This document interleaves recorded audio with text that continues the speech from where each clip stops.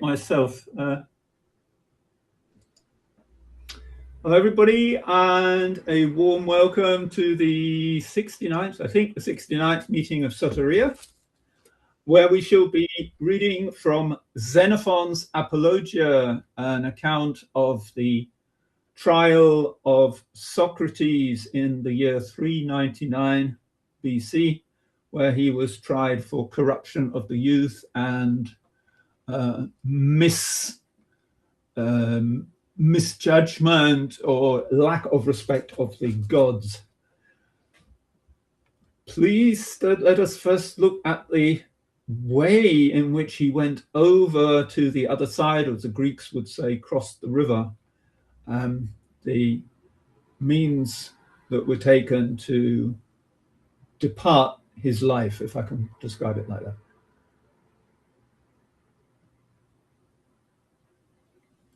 Stead?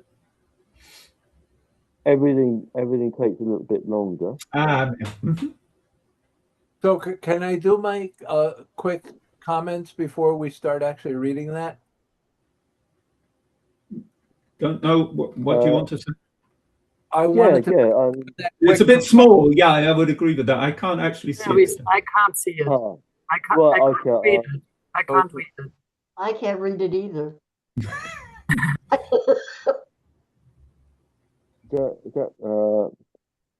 that better? Can people see it? That's not legible. Yeah.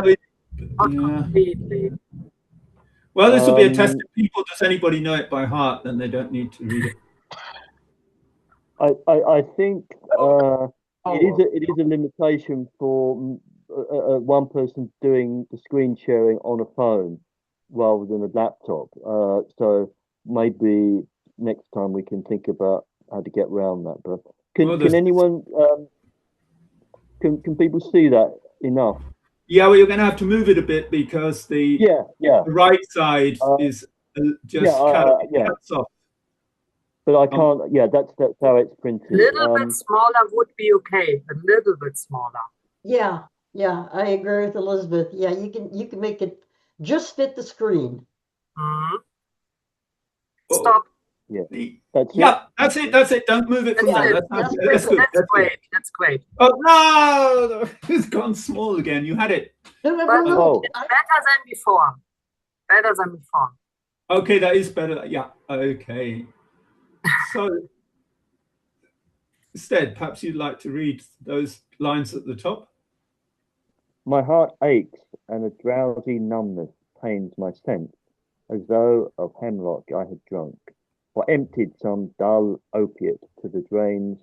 1 minute passed, and Lethe-wards had sunk. I find thee apt, and no. And that I hope, Stead, you could tell us what that's from. Putting you on the spot there.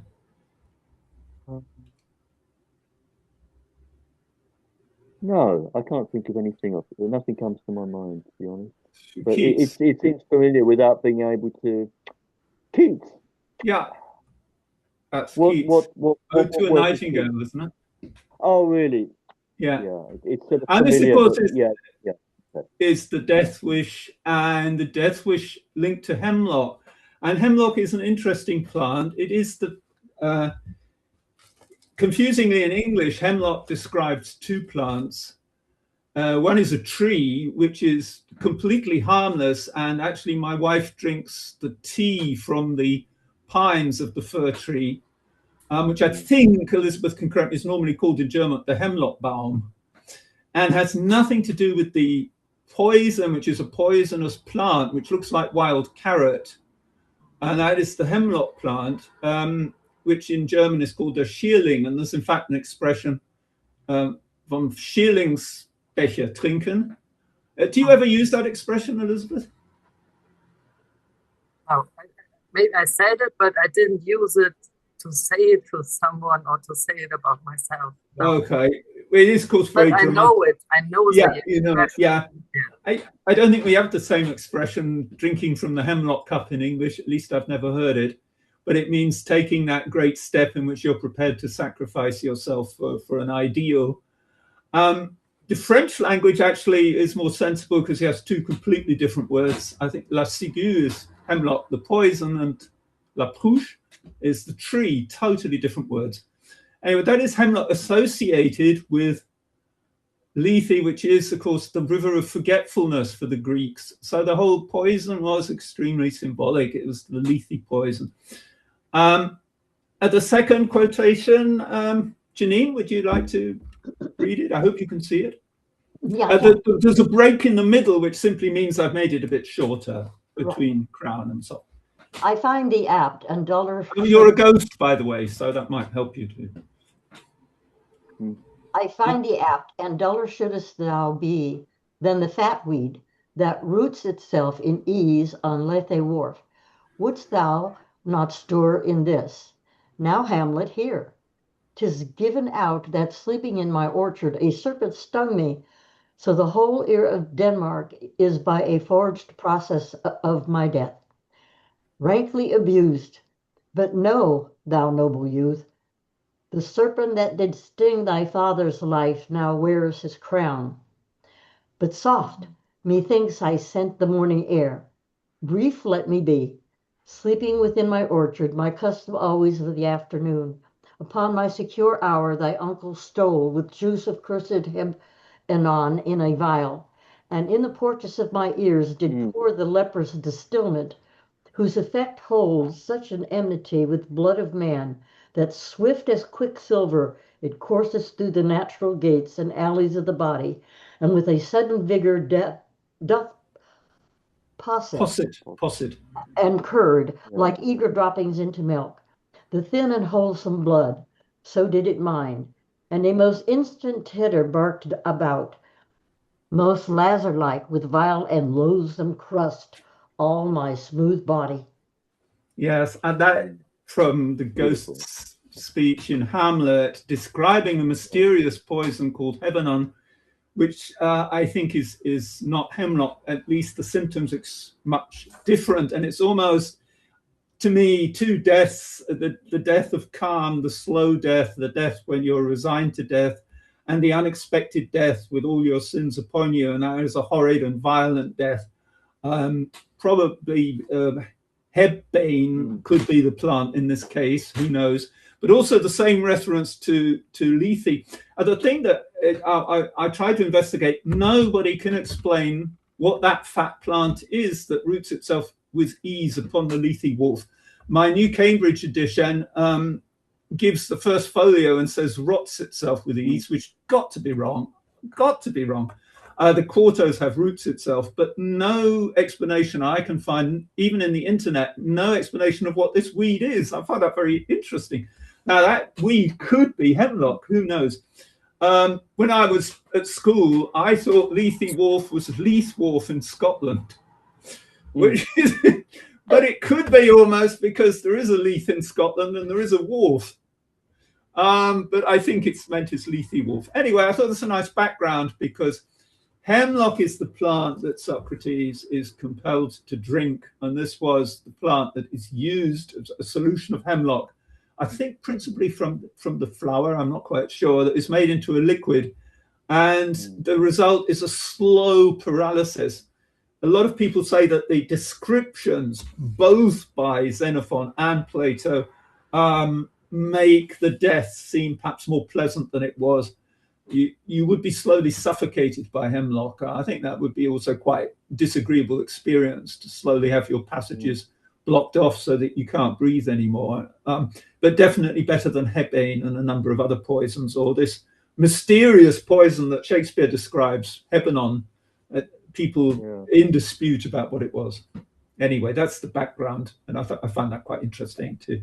So now you know what hemlock is. Yeah. Are you familiar with the excellent couple of books on natural sort of mood changes and drugs that have been taken historically by Richard Ridgely, who is someone that has spoken at a few events that we've been involved with? No. Oh, yeah. I must try and fish out my copy, because I think, yeah, this seems exactly the sort of thing that he may provide an answer to. Oh yeah, I would be most interested to hear if anybody has any suggestion or idea of what that fat weed is. I said hemlock is not a very fat weed. I would have thought hemlock I would describe as fat. I think have people seen hemlock? I mean, it looks like wild carrot. It's an umbelliferous plant with a sort of quite pretty with small white flowers in a sort of umbrella-like formation. It looks almost like Queen Anne's lace, the top of it, the kind of flowery thing that you described. The article that you sent out, the Wikipedia article on hemlock, from the way that article talked about how invasive it is, and it has the little flowers or the little seeds, and then it's sort of like, I guess it's very difficult to get rid of once it really takes root. You kind of have to be aggressive to get rid of it. And it can fool people and kill animals.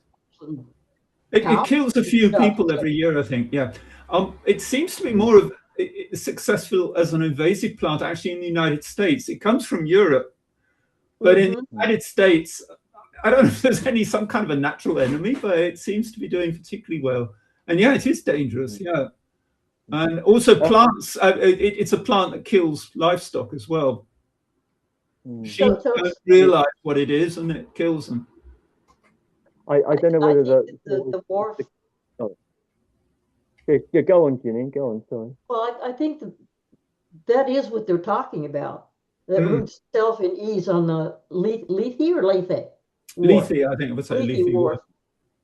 That would make sense to me because it's very invasive. Yes, and Lethe, of course, is forgetfulness, and surely if you drink hemlock, I can imagine, I don't know enough about it, it affects your brain, although Socrates seems to have been very fit right up to the end. But then, of course, both Xenophon and Plato portrayed it in a relative anodyne way, so maybe he did lose his reason towards the end. It's suggested with Lethe-wards, isn't it? Because Lethe was the river of forgetfulness. Your your rivers better probably in the Greek mythology.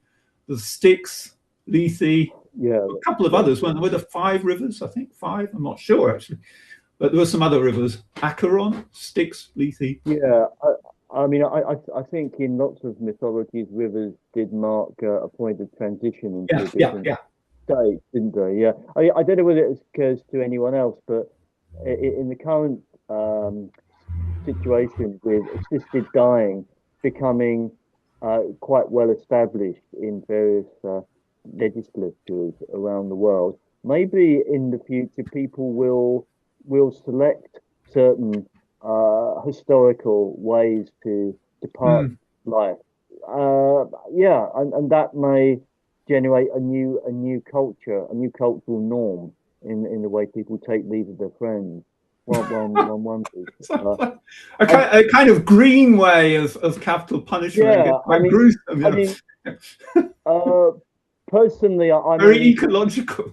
Yeah, I'm all in favour of that, because there is nothing worse than seeing a person lose their mind through dementia and just kind of disappear by the grief. It's horrible, really. It's at a certain point where they've got capacity and that they can say goodbye, and before they just drift and they lose themselves. Anyway, sorry to divert the. No, but it does open up a lot of challenges. There's a possibility it's a relatively humane way of execution. Certainly got to be better than the electric chair. It's got to be better than the electric chair, which truly makes my hair stand up. It looks so awful. Yeah, exactly. The hemlock's got to be better than that. Yeah. Can I try and get the image up? Oh yes, yeah. Let's try and do this. Right.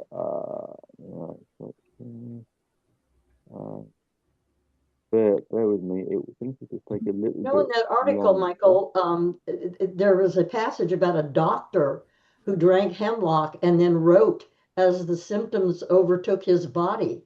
Oh, I didn't get to that. Okay, I didn't get to that. And that looks nice. Can we all see that? He drank the contents. No, I can't see anything, unfortunately. No. Oh, can no one see it? I can just No. see a notice saying that you have shown a picture. It says, es wird Ihnen der Bildschirm von Stead angezeigt. But I can just see the shape now, unfortunately not. But if anybody's interested, there's what we're trying to show there is an image of Socrates drinking from the hemlock cup or chalice. And it's an alternative to the picture that I really think everybody knows by David, which is on every book and everything else. Who was the artist? And so I can't remember. Walter Crane. So if you put in Walter Crane in the internet and Socrates, if you could even do it now, you'll see that it's quite a good illustration, I think, for a children's book. I think it was. I'm not sure. Okay. Yeah, I think so. That is disturbing. That I can see it very clearly, but no one else can. I thought I was seeing what everyone can. Oh, right. Well. Yeah, that's a bit worrying, isn't it? Okay. Yeah. Oh, wait a minute. It's got Optionen anzeigen. No, that's not it. No. Okay. No, I don't think anyone can see it. No. Okay. Well, okay. So, but hopefully we'll see the text. Yeah. Let's go to just as a reminder to people, or maybe instead you put that in the chat, or I could put it in the chat. It's Walter Crane, because it's quite a good picture, I think. I'll just put. I can't remember the link. You don't even need the link. It's just if you put Walter Crane in Google, I'll put Walter Crane.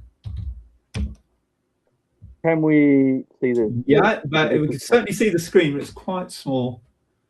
Yeah, it is quite. Right. Might be a point to bring up the subject. Is there a reason that you're not going to get a computer instead? Because it was more practical, Financial. I was expecting something to happen and to get some money. That hasn't happened. I've got to. Oh dear, yeah. I've got to finish a picture. Well, yeah. I mean, the actual reason was I finished the picture, which it featured a lady and her husband, and the lady wanted a different hairstyle, and she wanted me to remove some of her sort of creases and. It's so classic. And with your artistic integrity, you refused. You said, my dedication is to my art and to the truth. Yeah. Good for you. So guys, remember I wanted to deliver a couple of comments before we started so people will be alerted to what to look for. Yes, absolutely. Yeah. Now, can people see that enough to read? Yes, no, I can't. No, I can't. No. Okay. He did link though, so you should have that. No? Yeah, we'll have to do this. Okay. If people can, we'll have to I just have to move it so people can see it. Oh, I mean, AJ, perhaps you could kindly. Yeah, maybe while Stead's trying to fix that to get it absolutely in the middle. AJ, what's your? Oh, so you want me to reduce the size? I can do. Well, you're going to have to move it a lot, Stead, the way it is now. Yeah. Okay. Now, I suppose I should have thought that because you've got a mobile, I should have made very small columns, or you should have made we should have done that. I think. Do you guys want me to share? I can share mine. Yes, try it. Yeah, I mean, do you want? If you give me permission to share, I can show you what I have. Yeah, Mike, should I do that? Yeah, sure. Okay. Because that's probably not going to work at that size. Okay, right. Stop share and let's make. Give me permission. Yeah, I should do it.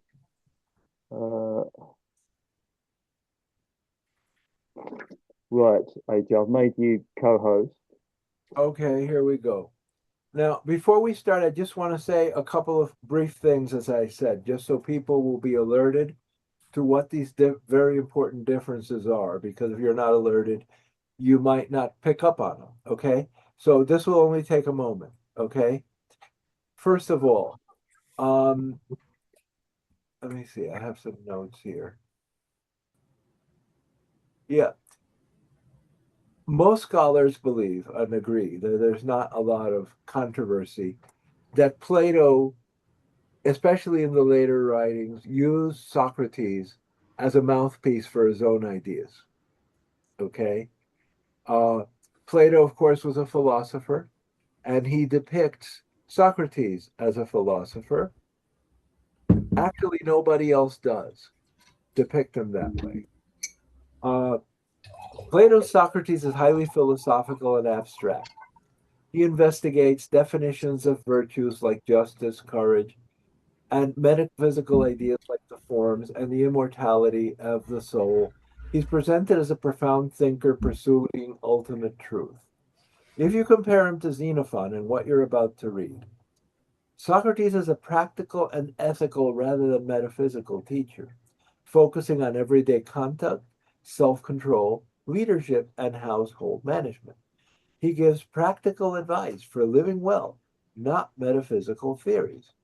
This is very striking, unless most people have read so much Plato that when they look at Xenophon or Aristophanes as anybody else, they view him through the lenses that Plato gave us. But Plato has always been a fucking liar. He is. He's a dishonest, always was a dishonest person. They should have executed him, not Socrates. So, in Xenophon, Socrates is barely a philosopher. He's not philosophizing all the time. Right. And he works for a living, not just sitting around thinking and shit. Xenophon depicts Socrates as a wise, practical citizen, a person worthy of emulation. Okay. In Xenophon, it's realistic, experience-based concerns, leadership, military command, economics, and household management. Now that may be, we read Xenophon's book, that may be because of who Xenophon was, that he reacted to that.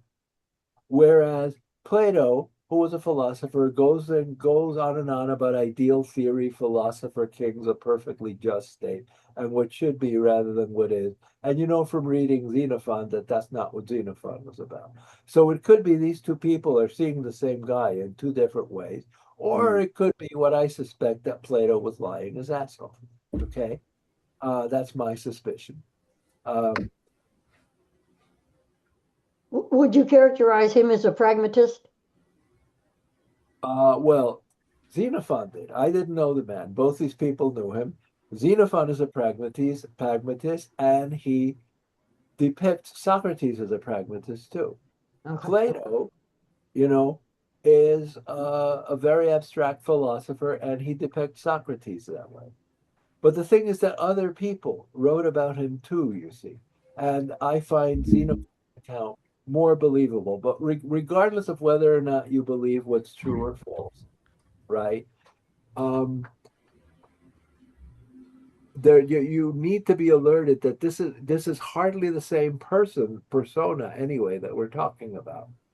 In the trial and death of Socrates, according to Plato, Socrates is defiant, committed to philosophical integrity above life, and emphasizes moral heroism and intellectual independence. In Xenophon, Socrates has a deliberate acceptance of death. He prefers death to declining in old age, right? Uh, it's a very, very different. He's not a tragic philosophical martyr in Xenophon. He's rational, and he has a pragmatic acceptance of death, and he's talking about whatever the alternatives are.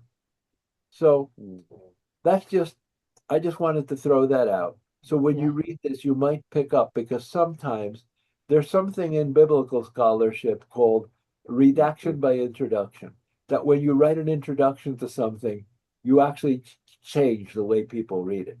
That's very, very often done. And what happens when people rarely read Xenophon's Apology, they read Socrates, and when they read, rather Plato's, when they read Xenophon's, then they're reading it through this lens of what Plato said. So if we're going to start, and I said I would keep this to a couple of minutes, so I'll shut up. When you read this carefully, realize this is a very different depiction. Because if you read it through Plato's eyes, I believe you'll get a distortion. So that's it. That's all I have to say. I think that's an excellent mind whetter for this text, and it gives us a very good point of view to read it. I think it's too small for me comfortably to read it. So with respect, I think if I can be exempt from the reading. Oh, it's too small for me. I think, but AJ can probably make it bigger. I can make it bigger. I didn't know it was big. How's that? No, it's still too. Yeah, that's perfect. Yeah, that works. My goodness, that's great. Yeah, because he's using a screen, so that's great. Yeah, I have a computer. Yeah, I have a one-screen TV. Excellent. I would just make a very short comment to what you said, very interesting, AJ, that I've often had the feeling that there's a similarity between the descriptions of Socrates and the descriptions of Jesus, and also comparing gospel accounts. And that there is a sort of the same thing that is raised, the death of Jesus in Matthew is not the same as it is in John at all. And similarly, the death of Socrates, so it's over to us to make our decisions, and let's go for it. Starting with Xenophon first, and you're quite right, most people read Plato first. We're not. We're reading Xenophon first. So, yeah, well, AJ, would you like to start? The Apology of... I just talked a lot. Let somebody else take a turn. Oh, okay. Elizabeth? Elizabeth, yes, you're not a regular. Well, is it? I have a new microphone. Is that better than the other one? No. We're being very polite there, but I think not really better than the other. The other one was better, actually. Okay, so I take it out. So, jetzt ist es besser? Now it's better? Yes. I think it's a bit clearer, yes. Can you hear me? Yes. Yeah. Yes.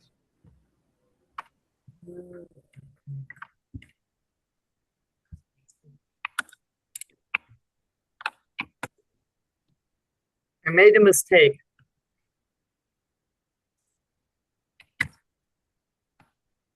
Okay. Can you hear me now? Yes, yes. Is it better than before? It's fine. For me, it's fine. Okay, so I picked out the wrong cable, so I didn't hear you for some seconds. Okay, so I start reading. Okay, the Apology of Socrates. Among the reminiscences of Socrates, none, as it seems to me, is more deserving of record than the counsel he took with himself after being cited to appear before the court, not only with regard to his defense, but also as to the ending of his life. Others have written on this theme, and all without exception have touched upon the lofty style of the philosopher, which may be taken as a proof that the language used by Socrates was really of that type.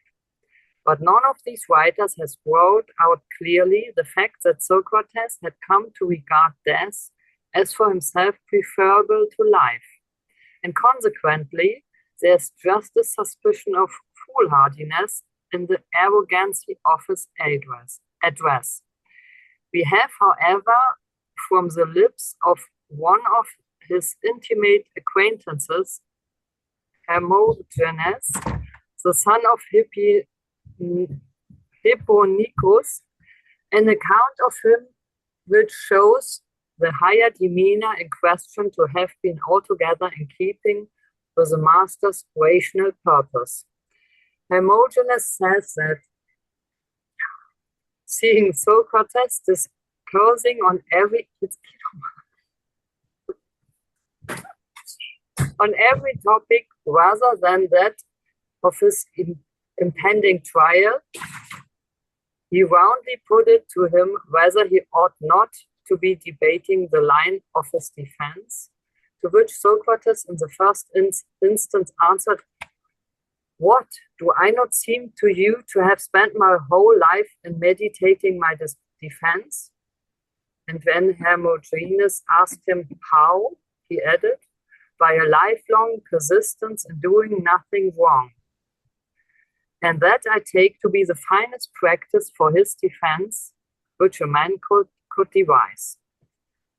Presently, reverting to the topic, Hermogenes demanded, "Do you not see, Socrates, how often Athenian juries are constrained by arguments to put quite innocent people to death, and not less often to acquit the guilty, either through some touch of pity excited by the pleadings, or that the defendant had skill to turn some charming phrase.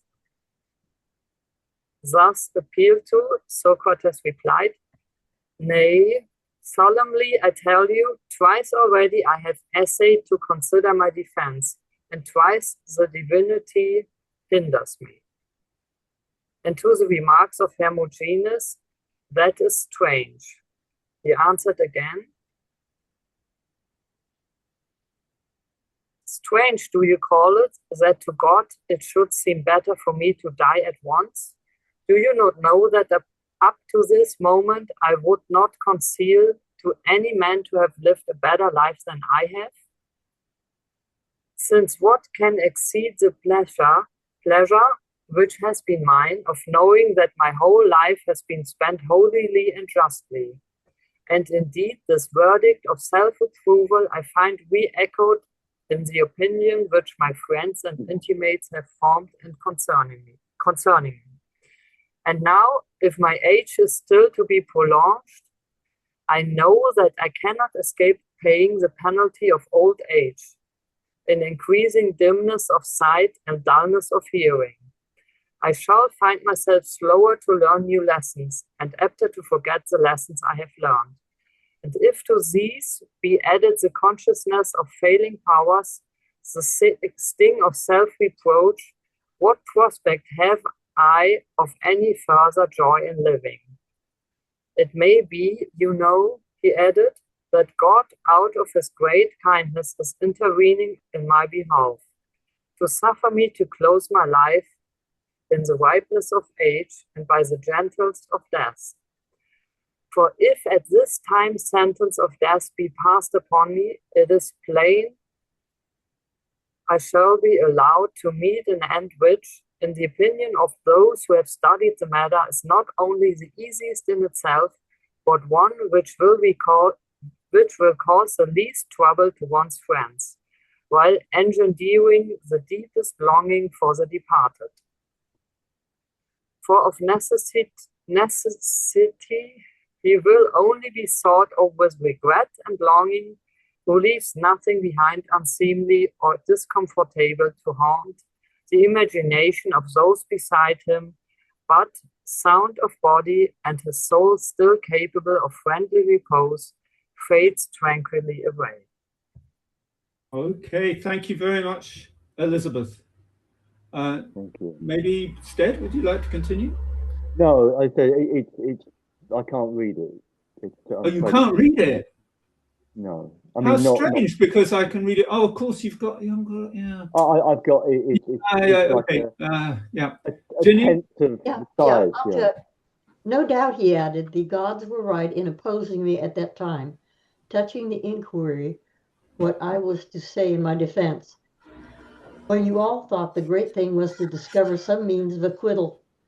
Since had I effected that, it is clear I should have prepared for myself not that surcease from life which is in store for me anon, but to end my days wasted by disease or by old age, on which a confluent stream of evil things most alien to joyousness converges.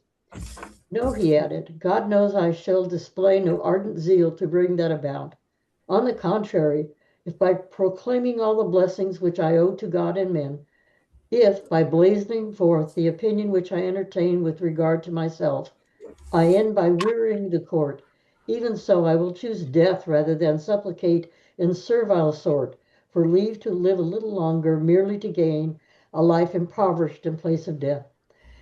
It was in this determination, Hermogenes states, that with the prosecution accused him of not recognizing the gods recognized by the state, but introducing novel divinities and corrupting the young, Socrates stepped forward and said, in the first place, sirs, I am at a loss to imagine on what ground Meletus asserts that I do not recognize the gods which are recognized by the state, since as far as sacrificing goes, the rest of the world who have chanced to be present have been in the habit of seeing me so engaged at common festivals and on the public altars, and so might Meletus himself, if he had wished. And as to novel divinities, how, pray, am I supposed to introduce them by stating that I have a voice from God which clearly signifies me what I ought to do? Why, what else do those who make use of the cries of birds or utterances of men draw their conclusions from, if not from voices? Who will deny that the thunder has a voice and is a very mighty omen? And the priestess on her tripod at Pytho, does she not also proclaim by voice the messages from the god? The god, at any rate, has foreknowledge and premonitions those whom he will of what is about to be. This is a thing which all the world believes and asserts, even as I do. Only when they describe these premonitions under the name of birds and utterances, tokens, and soothsayers, I speak of a divinity, and in using that designation, I claim to speak at once more exactly and more reverentially than they do who ascribe the power of gods to birds, and that I am not lying against the Godhead. I have this as a proof. Although I have reported to numbers of friends the counsels of heaven, I have never at any time been shown to be a deceiver or deceived. As they listened, oh, go ahead. No, I don't know how long. Well, maybe AJ, would you like to read a bit? Sure. Can I make a comment here, just very briefly? Yeah. What Socrates' defense is accurate. It was well within the paganism of the time. What he's talking about a divinity, he called it a daimon. That's kind of like a spirit, not like guys like Zeus or Hera, but a lesser divinity, right? And for people to hear voices like that and to engage in any kind of oracular, that was actually quite common. So his defense is actually accurate from the culture of the time. So I'll just continue.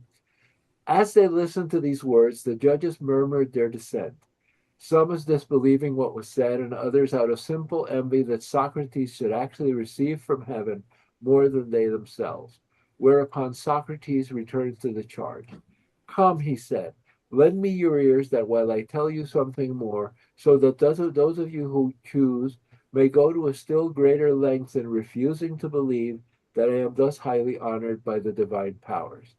Xenophon once, in the presence of many witnesses, put a question that should say Delphi, not Delhi. That's not an India. That's the oracle at Delphi. Concerning me, and Apollo answered that there was no human being more liberal or more upright or more temperate than myself. And when once more on hearing these words the judges gave vent, as was only natural, to a fiercer murmur of dissent, Socrates once again spoke. Yet, sirs, they were still greater words which the god spake in oracle concerning Lycurgus, the great lawgiver of Lacedaemon, than those concerning me. It is said that as he entered the temple, the god addressed him with the words, I am considering whether to call thee god or man. Me he likened not indeed to a god, but in excellence preferred me far beyond other men. Lacedaemon is actually the country of which Sparta is the capital, right? A lot of people don't realize what that is, so I'll just say that out. Still, I would not have you accept this even on the faith of the god too rashly. Rather, I would have you investigate point by point what the god has said. I ask you, is there anyone else you know of less enslaved than myself to the appetites of the body? Can you name another man of more independent spirit than myself, seeing that I accept from no one either gifts or pay? Whom have you any right to believe to be more just than one so suited with what he has, that the things of others excite no craving in him? Whom would one reasonably deem wise, rather than such a one as myself, who from the moment I began to understand things spoken, have never omitted to inquire into and learn every good thing in my power, and that I labored not in vain? What more conclusive evidence than the fact of so many of my fellow citizens who make virtue their pursuit, and many strangers also, choose my society in preference to that of others? And how are we to explain the fact that though all know well enough that I am wholly unable to repay them in money, so many are eager to present me with some gift? And what do you make of this? While no one dreams of dunning me for benefits confirmed, hosts of people acknowledge debts of gratitude to myself. And what of this? That during the siege, while others were pitying themselves, I lived in no greater straits when the city was at the height of her prosperity. And of this, that while others provide themselves with delicacies of the market at great cost, mine are the dainties of the soul more sweet than theirs, procured without expense. If in all I have said about myself no one can convict me of lying, is it not obvious that the praise I get from the gods and men is justly earned?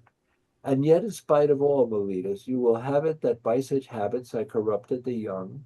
We know, I fancy, what such corrupting influences are.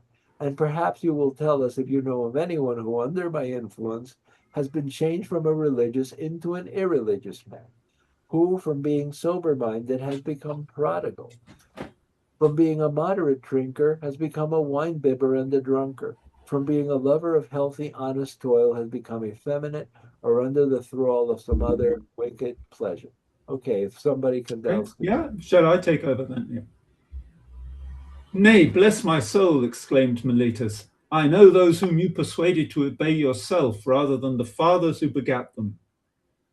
I admit it, Socrates replied, in the case of education, for they know that I have made the matter a study, and with regard to health, a man prefers to obey his doctor rather than his parents. In the public assembly, the citizens of Athens, I presume, obey those whose arguments exhibit the soundest wisdom rather than their own relations. And is it not the case that in your choice of generals you set your fathers and brothers and, bless me, your own selves aside by comparison with those whom you believe to be the wisest authorities on military matters?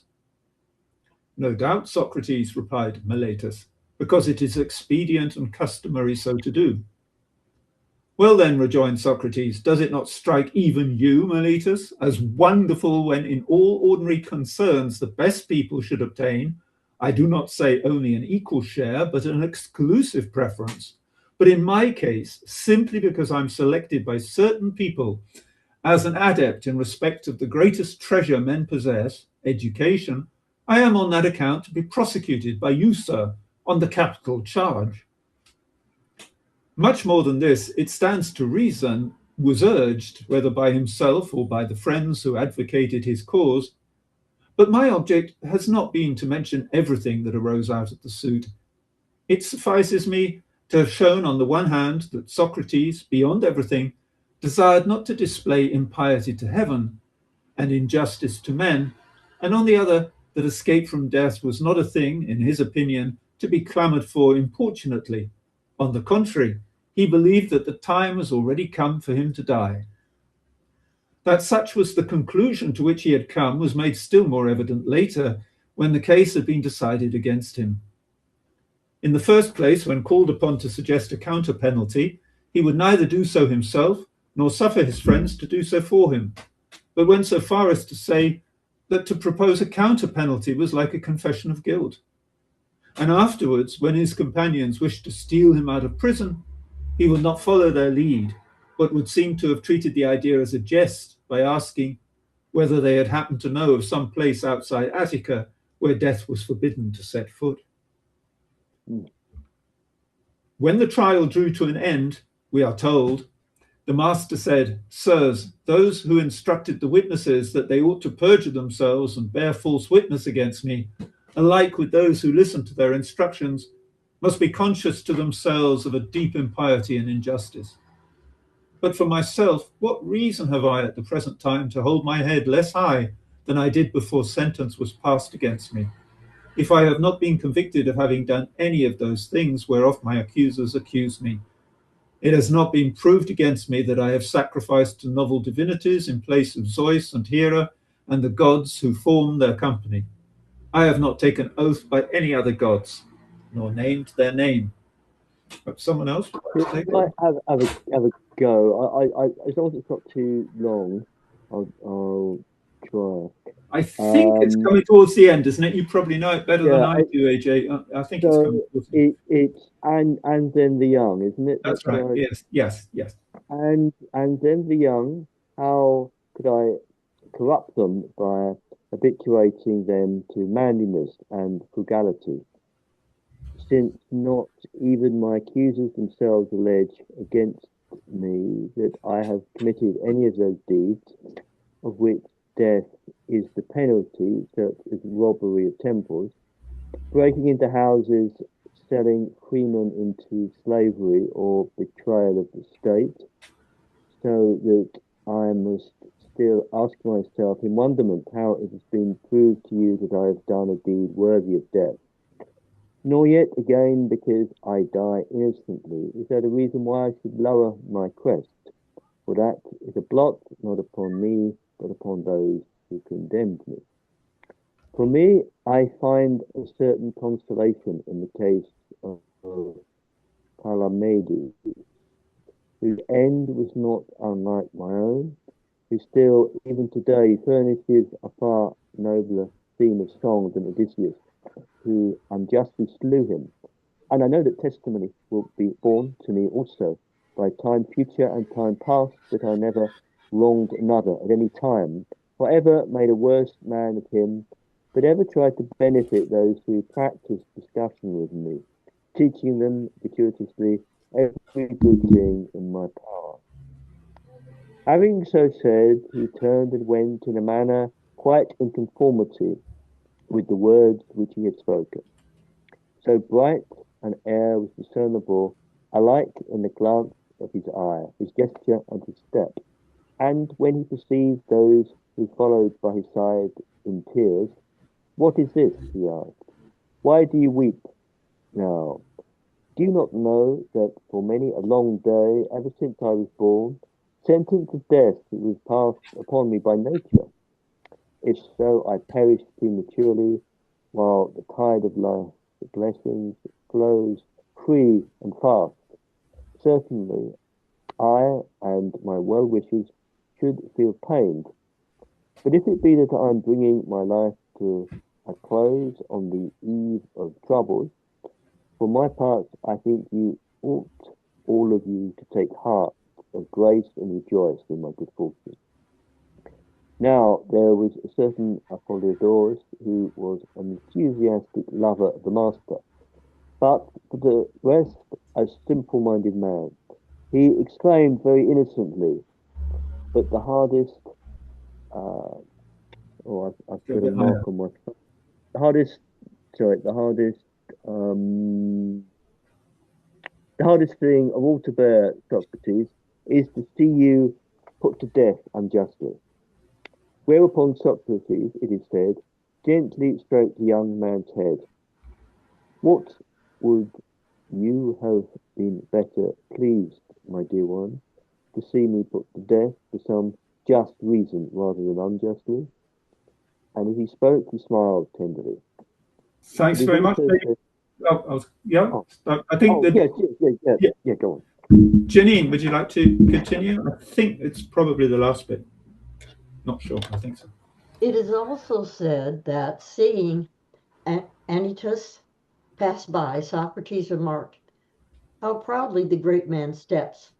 He thinks, no doubt, he has performed some great and noble deed in putting me to death, and all because seeing him deemed worthy of the highest honors of the state, I told him it ill became him to bring up his so in a tanyard. What a scamp the fellow is! He appears not to know that of us two, whichever has achieved what is best and noblest for all future time, is the real victor in this suit. Well, well," he added, "Homer has ascribed to some at the point of death a power of forecasting things to be, and I too am minded to utter a prophecy. Once, for a brief space, excuse me, I associated with the son of Antius, and he seemed to me not lacking in strength of soul. And what I say is, he will not adhere long to the slavish employment which his father has prepared for him. But in the absence of my earnest friend and guardian, he is like to be led into some base passion to go to great lengths and depravity. The prophecy proved true. The young man fell a victim of the pleasure of wine. Night and day he never ceased drinking, and at last became a mere good-for-nothing, worthless alike in the city, his friends and himself. As to Antiochus, even though the grave has closed upon him, his evil reputation still survives him, due alike to his son's base bringing up and his own want of human feeling. Socrates did as is true by his self-laudation draw upon him the jealousy of the court, and caused his judges all the more to record their votes against him. Yet even so I look upon the light of destiny which he obtained as providential, chancing as he did upon the easiest amidst the many shapes of death, and escaping as he did the one grievous portion of existence. And what a glorious chance, moreover, he had to display the full strength of his soul. For when once he had decided that death was better for him than life, just as in the old days, he had never harshly opposed himself to the good things of life morosely. So even in the face of death he showed no touch of weakness, but with gaiety welcomed death's embrace and discharged life's debt. For myself, indeed, as I lay to mind the wisdom of the man and his nobility, I can neither forget him nor, remembering him, forbear to praise him. But if any of those who make virtue their spiritual pursuit have ever met a more helpful friend than Socrates, I tender such as one my congratulations as a most enviable man. Thank you very much, Janine. You see what I'm saying here? This guy is depicted as a So I think that it was fascinating, and we certainly look at the Texason. I would think it was a little bit longer than I thought. That it would be a good idea to follow Janine's suggestion and read the Plato next time if people are agreed on that. Yeah. Yeah, AJ, so you were saying something, were you? I was saying that I was just getting back to my initial comments. If you take a look closely, somebody, I think it was Michael, said that the Plato's depiction of the death of Socrates sounds a lot like Jesus. In fact, many people say the New Testament was influenced by Middle Platonism, right? So that a lot of these ideas were already out there. This guy does not sound like that at all. This Socrates in Xenophon is a badass.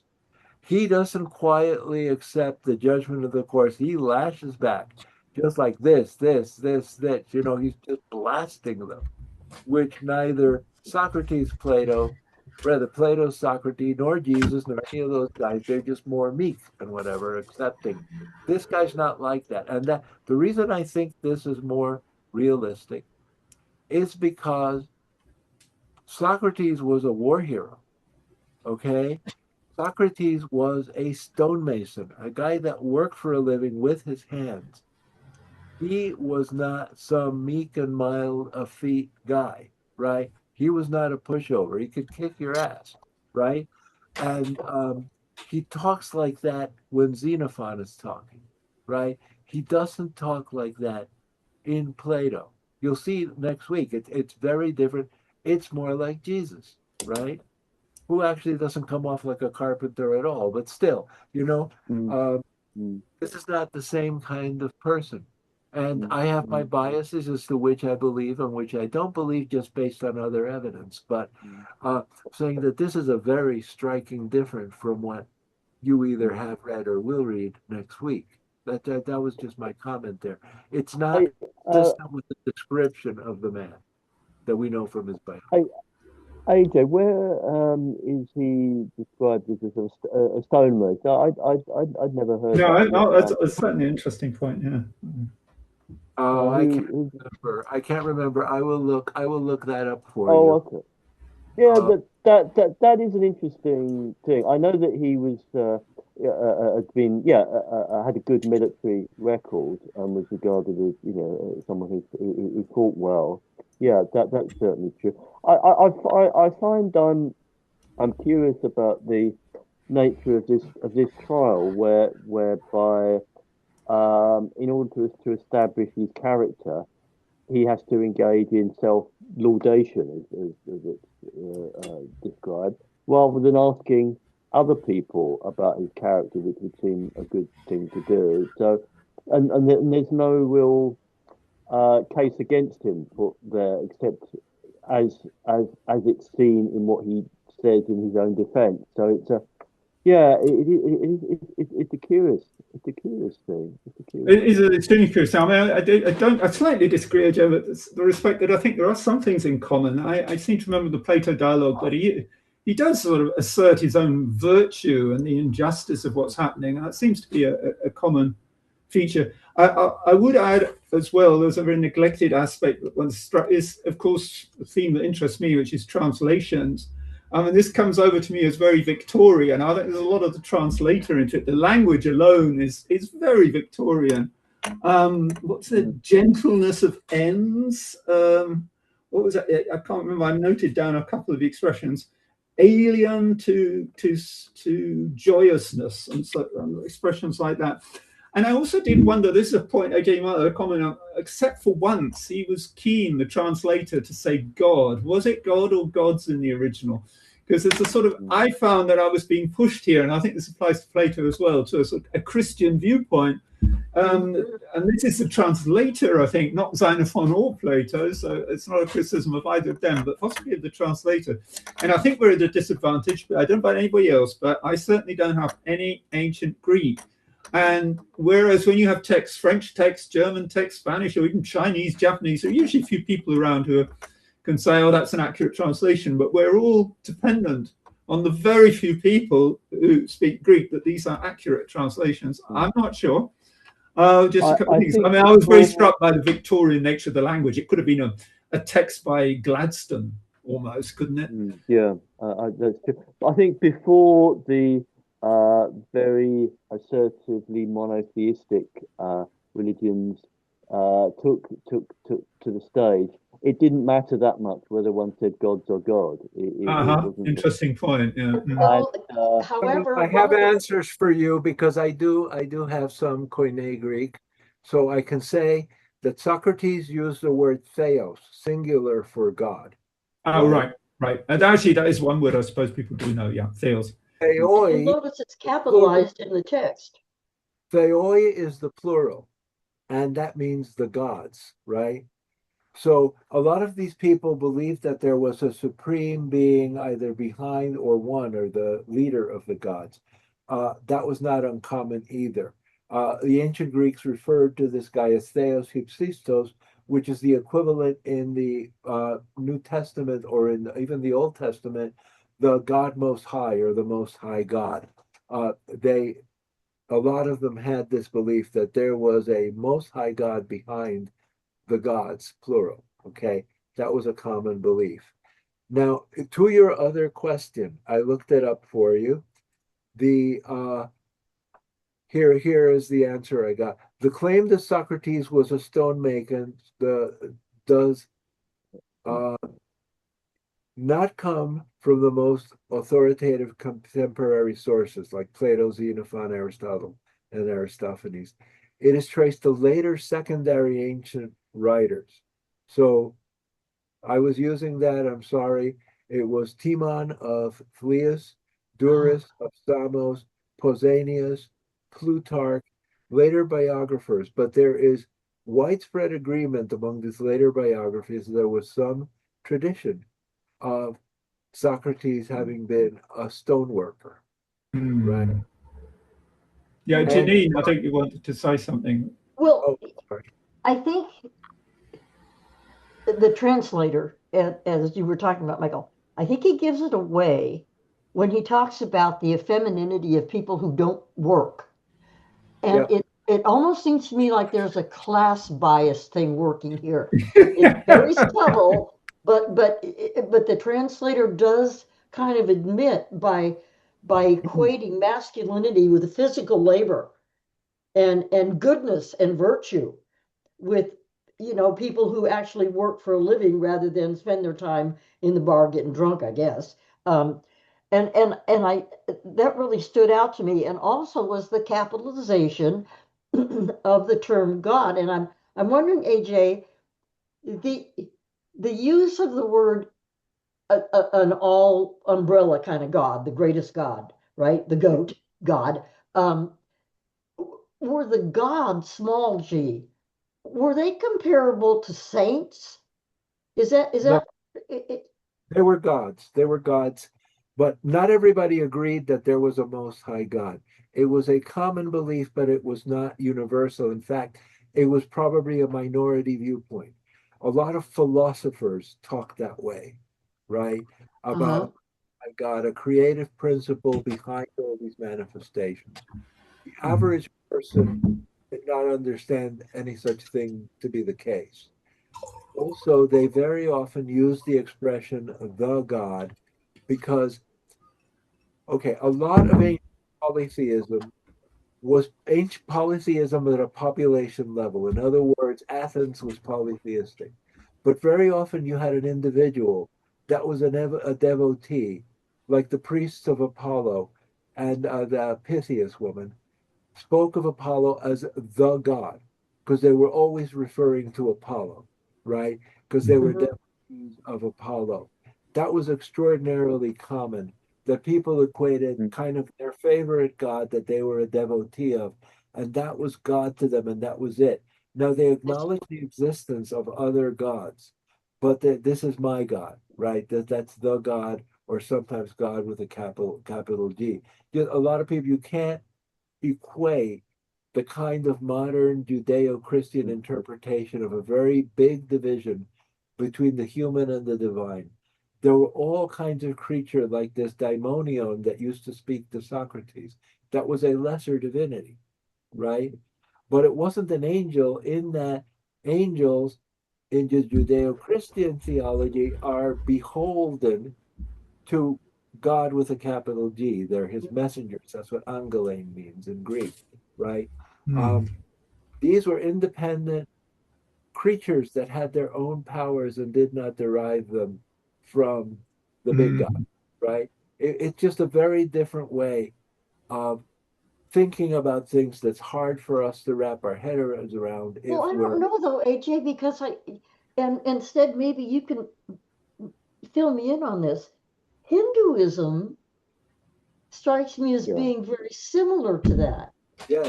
Am I Yeah. wrong? Or Yeah. I mean, I would just, I don't disagree with anything AJ has said, but I would like to say three short things. There was a very famous study of the language of referring to the gods in ancient Egyptian polytheism called the one and the many. I forget who the author was, and that showed how people moved from speaking of the gods in plural and in singular in a very easy and quite sophisticated way that certainly can't be looked at from our kind of post-monotheistic point of view.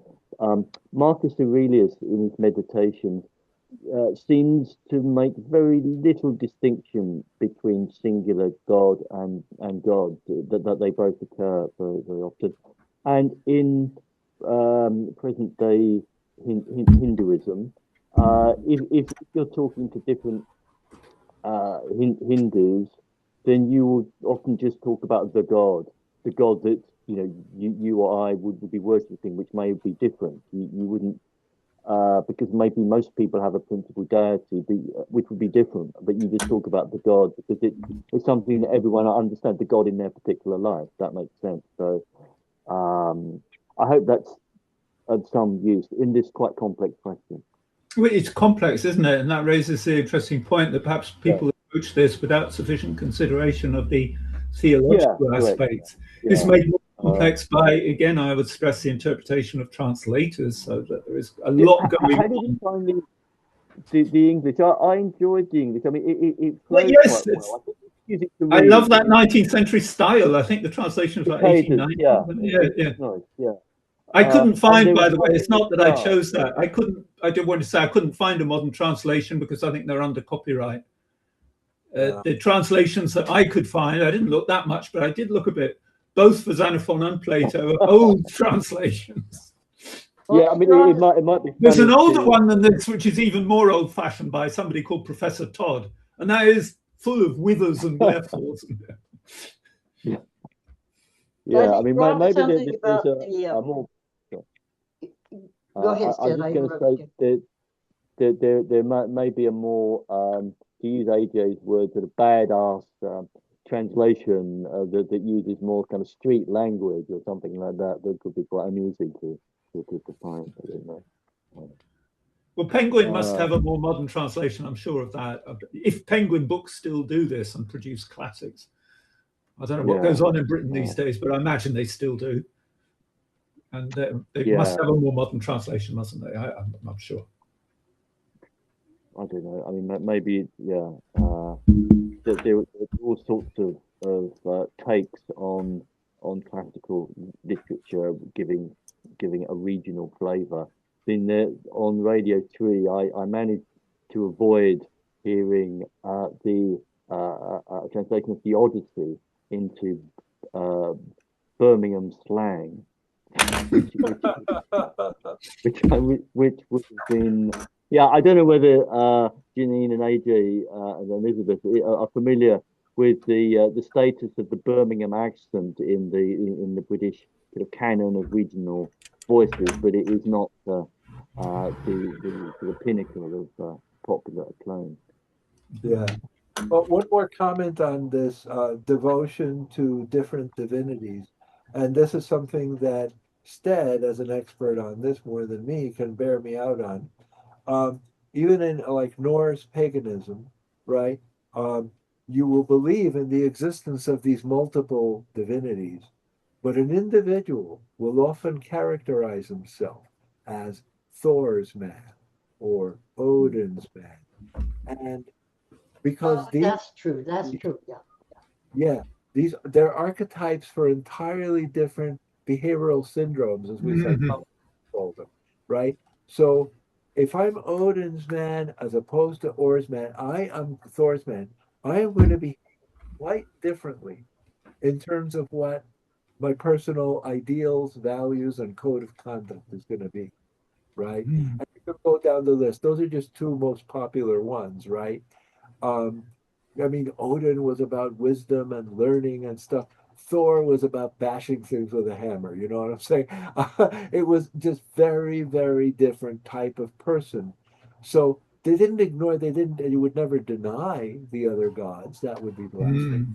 But you would say, this is my guy. And it was through most of ancient paganism, this is the way it was. Nobody had pantheons of all the gods in their house, but they had household shrines. Almost all the Greco-Roman world, you had household shrines devoted to certain divinities that were your favorites. You know, I guess in the way that some people, Janine, are devoted to certain saints, but these weren't saints; these were gods in their own right. You know, so this is just when we look back upon these things, we have to know what they're talking about. You know. And everybody reports that Socrates was, in fact, pious towards the traditional gods. In fact, Friedrich Nietzsche takes him to task for it. Nietzsche criticizes Socrates for being such a wise man, but then he's going off to the temple of Apollo with a rooster to sacrifice a rooster. So Nietzsche's going, what the fuck? You know, like, aren't you supposed to be above that, right? But evidently, by all reports, Socrates was pious towards the traditional gods, but he was an innovator. And he had this demon didn't mean what it means now. They weren't bad. This was a divinity.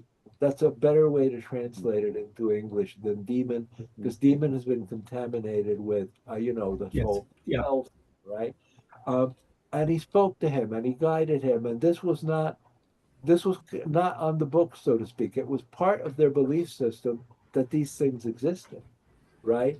But it was unusual to have him be guiding you through life like he allegedly was with Socrates and giving him wisdom and stuff. And people just were freaked out about that, right? Um, but this wasn't outside their general belief system. This was perfectly okay. Same with Hinduism. Spirits out there that are kind of like devas and stuff. They're all over the place. and they're not all the big 12 or whatever. That's interesting, AJ, that you, sorry. That's interesting, AJ, that you brought up Nietzsche, because I was always struck by Nietzsche's critique of Socrates. Part of it seems to me to have been very misplaced. He presents Socrates as ugly, pot-bellied, and implicitly effete and over-intellectual, and yet Socrates, according to Plato's account, could drink anyone under the table, and there's an account of his standing in the snow on guard when he did military service and didn't feel the cold, and seems to have been a very hard, tough egg. And I thought, has Nietzsche got this wrong, or has he ignored this? Or it seems to me much more likely that Nietzsche would have broken down standing in the snow with a few clothes on, and I don't think Nietzsche could take alcohol very well. So, I mean, Nietzsche's health was very fragile, so who's he to criticize Socrates? Well, one thing that I'm struck by in how Socrates is reported as justifying himself, he seems to me to speak like someone accustomed to addressing people, large numbers of people. He seems to speak like a politician of some kind to me, and in the way that people who have a certain status will say that, you know, they've done this, they've not done that, that was done by someone else. They will justify themselves, and I suspect that this trial was more political than theological, because he really doesn't seem to have done anything at all that was beyond the cultural norms of his time. As AJ said, everything seems perfectly reasonable, and people weren't executed for religious beliefs in those days. There were no inquisitions at all. I mean, that was quite foreign to that culture. So it just seems to me someone that was put out of, removed for really no good reason. Yeah, I think that's a good point, which we haven't mentioned yet. He was associated with the rule of the 300, wasn't it, the tyrants? And it was the new democratic regime that reproached him with that. And that is also that element. But one forgets it was the democracy that put him to death, and not the tyranny. Yeah, absolutely. Yeah. Well, it's an interesting point. That's good. That is good. Elizabeth, we've not heard any thoughts from you. It would be nice. How did you find it? I didn't understand very much. I don't understand very much of the you read very well. You read very well. But I have not much of a background concerning. Yeah, hopefully you'll be inspired though to acquire that. Yeah, I always write down some things. It's always an inspiration, but I don't have much to say. I think you appreciate that famous painting more with the death of Socrates, which you see a lot. David's Death of Socrates. It's such a famous painting. Yeah, but David, I suppose must be one of the most famous paintings in the world, almost. The top 10 anyway. I didn't know so many people wrote about Socrates. I really didn't. I didn't know Nietzsche had written about it. I mean, from what I learned in school, which was a long time ago, Socrates, his line or his excuse or defense was, the state has provided me education, opportunities to live and to live a happy life, and it would be unholy for me to now exempt myself from the law. Yeah, that's the other point. To make a special claim that I'm special, I'm above the law. So I will obey the law, because the law and the state and religion are all one. And it's my understanding that Islam, and I could be wrong, is a unitary system, in the sense that to criticize the state is to criticize the religion, to criticize the religion is to criticize the state. And that's kind of the position where Socrates was in. So he said, well, what the hell, I'll just die. I'll just accept the decision of the state because the state is the highest form of authority under God, and which sounds an awful lot to me like divine right of kings eventually down the line. I could be wrong on that, but is that true? Isn't that what his basic argument was? I'll go along with this because I'm a good citizen, and because I'm good in everything else, I'm a perfect citizen as well. Yeah, I think he's a good citizen, but at the same time, it doesn't mean he thinks that the state is right. I mean, the state is wrong, he thinks, but it would be wrong of him to evade the state, even if the state has made the wrong decision. Right, that would be corrupt. It's a fascinating position, which is, I can't think offhand of anyone in modern times who took that position. You say, well, you've made the wrong decision to execute me, but I must accept my execution because it would be wrong of me to defy the body politic. I don't know. It's very unusual. Yeah, that's a good point, Michael. Good point. Yeah, I think that Sir Walter Raleigh, maybe. Sorry, Sir Walter Raleigh might be an example of that, mightn't he? He actually came back to accept execution because that was the right thing to do, at least according to legend, because he failed to come back with gold. He only came back with potatoes. And it was nevertheless the right thing to be executed because he had promised to the king that he would come back with gold. He failed to do so, and he came back to have his head chopped off. And did that in fact happen? Oh, yes. Oh, good heavens. Yeah, sadly. He was a good writer too. He was a man.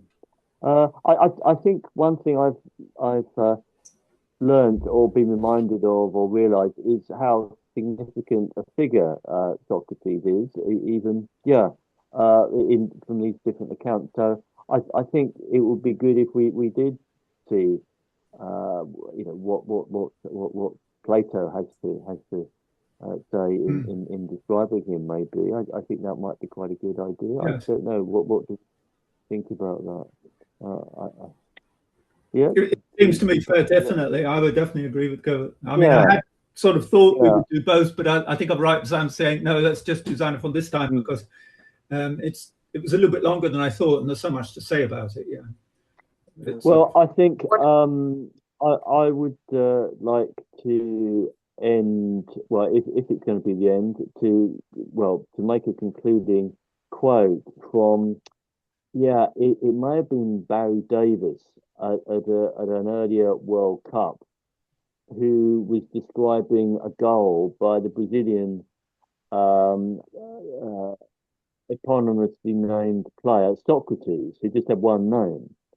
And I remember him saying, "Oh yes, that goal by Socrates sums up the philosophy of Brazilian football." That was quite fun.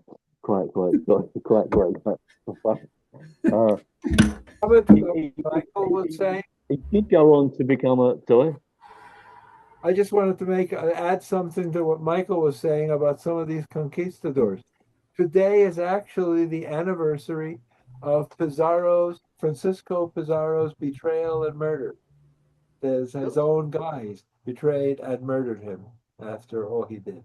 That's Francisco. That was sorry, who betrayed him? Francisco Pizarro, conqueror of the Inca Empire. Yeah. He was betrayed and murdered by some of the other Spanish in the New World. Today is the anniversary. That's interesting. He must not have been well liked as Socrates was. Well, by some people he was, but he was a controversial figure, you know. But someone that I take it you're someone that you think he had the heart, had his heart in the right place. No, not really. I think he was a bastard. Oh, he was murdered. Oh, okay. Yeah, no, but we're just finishing. I told you that I had this book that we're submitting on Monday, and it's about the whole exchange. And the very last chapter that I was just working on was about the conquest of Mexico and Peru by these guys who were not very nice people, you know. But there was a lot of infighting. They had a lot of opposition in their own camp, you know. So I was just pointing out that today is the anniversary of something exactly like that. But Is he remember? Yeah, I can't think of it. He's not like Simon Bolivar, who was such a figure of adoration throughout South Yeah. America. Pizarro is not like He, that, is he? He's not. he There's helped no free country named after free the him. colonies. He's more like a George Washington type figure. Very much like a George Yeah, Washington. but Yeah, yeah. not so much. Pizarro was very treacherous. What did they have against Pizarro, AJ? What was their axe to grind against him? Well, there were controversies. This is kind of involved, but the conquistadors were kind of free agents. They were running around. They were a law unto themselves. Later on, the crown started to exert its authority more and limit the power of these people. These people had arrogated a lot of authority to themselves, but the crown said, no, you are under Spanish law. And for example, they passed law against abusing the natives of the New World. They passed laws against enslaving them. They started taking away the privileges of these encomenderos, the people who were extracting forced labor. And he goes, no, that's not the way it works. And they started cracking down. So there was all kinds of infighting between the colonists and the crown, the Spanish colonists and the crown, primarily because of the rights that were being given by the crown to the Amerindian peoples. And this kind of thing led to things later like Simon Bolivar and rebellions, against the crown. Not against the nation. A lot of these people still considered themselves Spanish, but they said we're not going to put up with this kind of abuse. So it was just political stuff. Oh, okay. There were reasons. There were reasons that, as you're probably aware, guys like Cortez and Pizarro just were a kind of a law unto themselves, and they far exceeded their authority. They were given some authority, but they far exceeded that, and started just running them things. Not only them, but their followers in a certain way that benefited them, right? And later on, the crown cracked down on this and said, no, you can't do this. Even Columbus was brought back in chains because of his abuses, and he was stripped of his titles. Some of these people went far beyond what they were supposed to do, right? So there was objections to this. A lot of people see those abuses as Spanish imperial policy. They were not, okay? The Spanish imperial policy was quite different, and the laws of Burgos at the time they passed them in the early 16th century was the most advanced piece of human rights legislation in the world at the time. However, these guys weren't following, right? And it's hard to control, especially you have to take a ship for months to cross the Atlantic to enforce royal authority. It was a problem, right? Yeah. There's just to add that might interest you, AJ. There's a German professor who called Egon Fleig, who's produced a history of slavery, which has actually been reprinted, which stresses that point very well. Not only with Spanish but also British and French imperialism, that there was a conflict between the mother country and the colonialists acting independently. He goes into that in some detail, just as an interesting point for you. I don't think the book's been translated though. Oh, good. I thank you for doing the screen sharing and moving the text down. I appreciate that, given my smallness of screen. Well, I hope you get this commission instead, and then have all the readies to buy. I'm just do other things. ironing out the wrinkles of the lady and restarting. Oh, so you are ironing out. Yeah, well, one has to live. Yeah. I think it may make it a better picture, and also I want to make her happy. I want to make her happy. Yeah. I don't think it will. It won't make the picture good. As long as she doesn't want her lips too full. She said she wanted her lips fuller. I don't want to make her reveal to, I think that would look comedic. I think she's got nice. I don't know. Okay. Yeah, well, I wish you the best of luck with your painting, also for us, so that you can get a computer. Yeah. Thank you. Thanks everyone for coming on this hot day. We've had a good a good session. Thanks, AJ, for your comments.